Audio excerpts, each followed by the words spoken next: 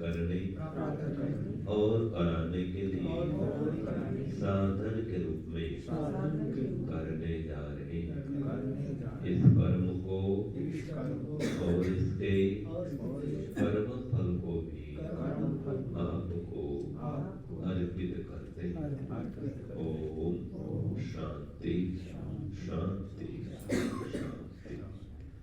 सबको सादर नमस्ते।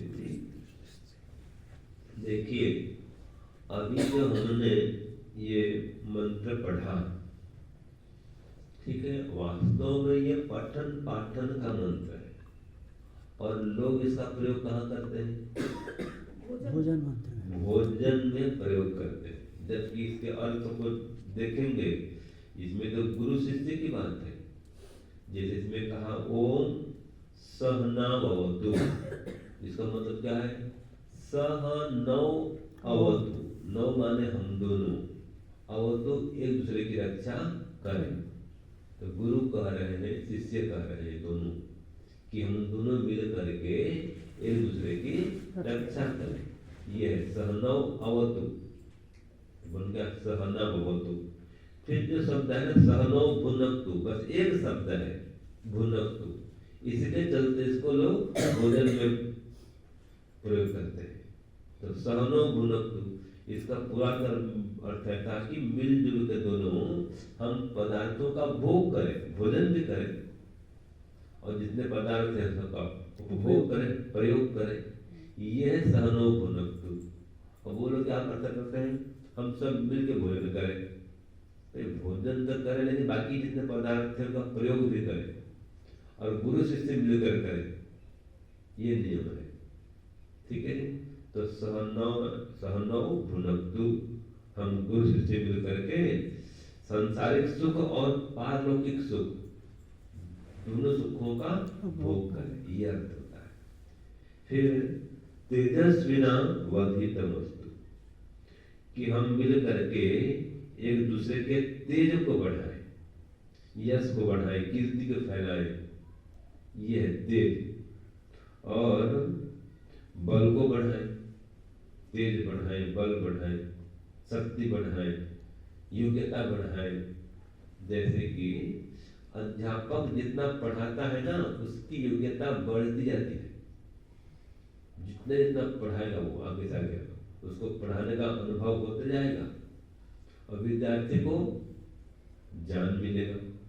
तो विद्यार्थी की तो योग्यता बढ़ ही रही है पढ़ने से। आप लोग यहाँ पर आए, कितना ज्ञान विज्ञान प्राप्त करके जाएंगे ये 4-5 दिन में।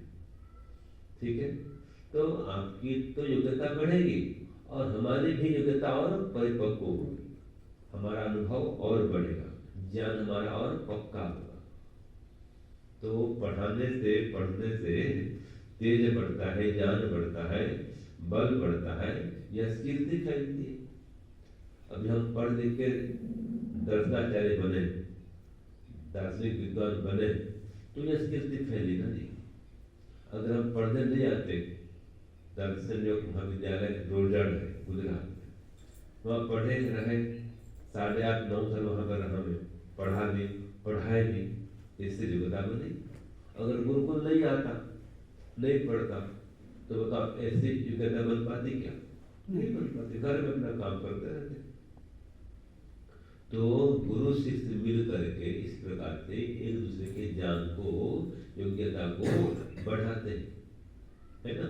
फिर लेकिन कहा मां विद्वेषा है, हम दोनों आपस में द्वेष नहीं करें।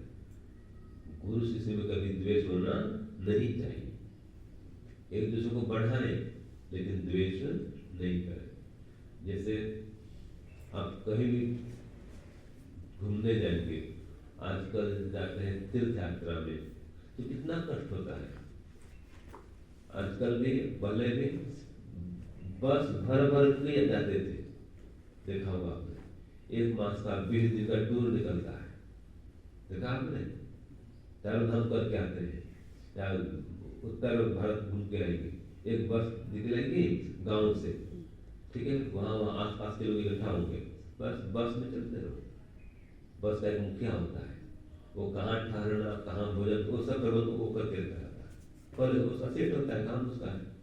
तो सेटिंग क्या होता है, तो वहाँ जाएंगे, मान लिया जाएंगे अयोध्या, इस होटल में रुकना है, यहाँ भोजन करना है, वहाँ से कहाँ जाएंगे चित्रकूट, वहाँ रुकना है, यहाँ पर भोजन है, ये सब वो उसका क्रम, उसका चयन, उसकी श्रृंखला बनी रहती है। तो वहाँ पर कहाँ अनुकूल भोजन मिलेगी, घर के साथ भोजन मिलता है क्या, जाते हैं तीर्थ यात्रा तो नहीं। तो गुरुकुल में आप आए हैं कुछ सीखने पढ़ने के लिए, ये भी एक तीर्थ यात्रा है। ये क्या है, तीर्थ यात्रा है। भाई तीर्थ यात्रा में तो घर के समान सुख तो नहीं होगा, भोजन पता नहीं आपको अनुकूल होगा नहीं होगा, और खास करके असुविधा तो सोने की होती है। चलो भोजन में एडजस्ट कर लेता है, सोने में बहुत तकलीफ होता है, कमरा अनुकूल है नहीं है, बिस्तर ठीक है नहीं है, बस ये तपस्या काल है। तो ऐसा होने पर भी ये जो मंत्र कह रहा है, द्वेष नहीं करे, कष्ट तो होगा, सहन करेंगे, लेकिन द्वेष नहीं करेंगे। तो कहा माँ विद्विषा में, कहाँ के फंस गए, कैसे गंदे लोग हैं यहाँ, कैसा गंदा स्थान है, ठीक है जी। अब घर के समान साफ सफाई तो सामाजिक स्थान में आपको सफाई नहीं मिलती है, तो ऐसा होने पर कोई बात नहीं, सहन करो, विवेकता पर। तो माँ विद्विषा है, सहन करें लेकिन द्वेष नहीं करें। ये आज के मंत्र का यहाँ पर आरंभ है, अर्थ